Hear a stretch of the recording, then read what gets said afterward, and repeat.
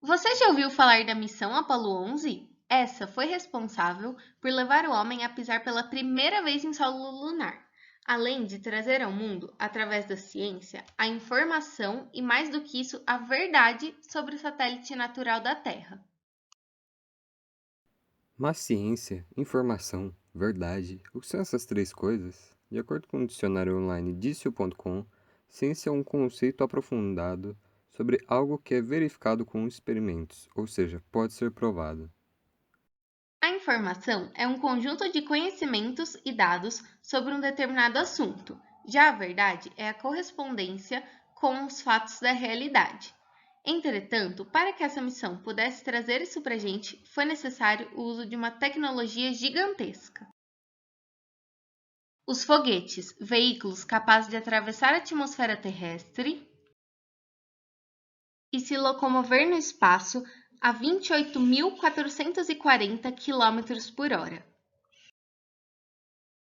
No caso da missão Apollo 11, o foguete utilizado foi o Saturno V. Mas afinal, como funcionam os foguetes? Vamos descobrir juntos nesse vídeo.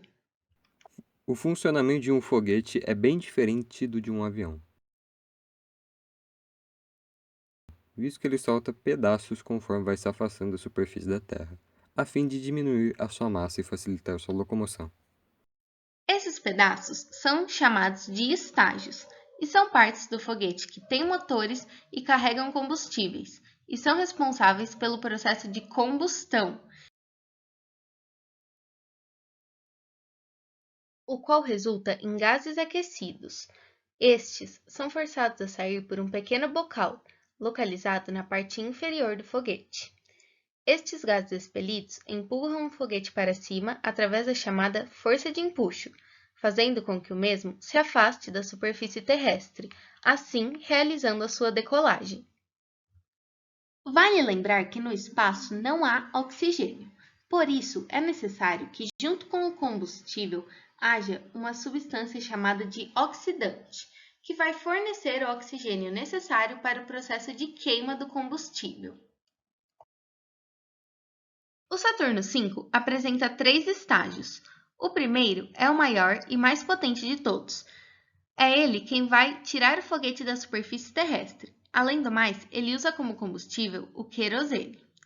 O segundo é responsável por elevar o foguete a 185 km de altura, e ele usa como combustível uma mistura de hidrogênio líquido com oxigênio líquido. Já o terceiro utiliza a mesma mistura de combustível, mas ele será responsável por fazer com que o foguete entre na órbita terrestre, gire 3 vezes e parta para a Lua. Logo em seguida, nós temos o módulo de instrumentos, que vai funcionar basicamente como o cérebro do foguete, sendo responsável por coordenar suas atividades.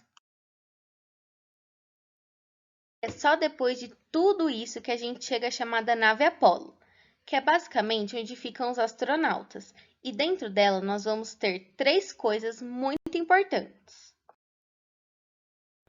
A primeira é o módulo lunar, que é uma navezinha que se separa da Apollo e desce até a Lua, levando instrumentos de pesquisa e os astronautas. A segunda é o módulo de serviço, responsável por levar combustível, oxigênio, água e eletricidade à nave. Além disso, ele possui em sua extremidade um último motor, que será responsável por fazer com que Apollo entre na órbita da Lua. A terceira coisa é o módulo de comando, que vai funcionar basicamente como a casa dos astronautas. Além do mais, essa parte é a única que vai retornar à atmosfera terrestre, e todo o resto do foguete, infelizmente, não poderá ser reaproveitado. Entretanto, para a sobrevivência dos astronautas, é necessário que a nave tenha condições apropriadas.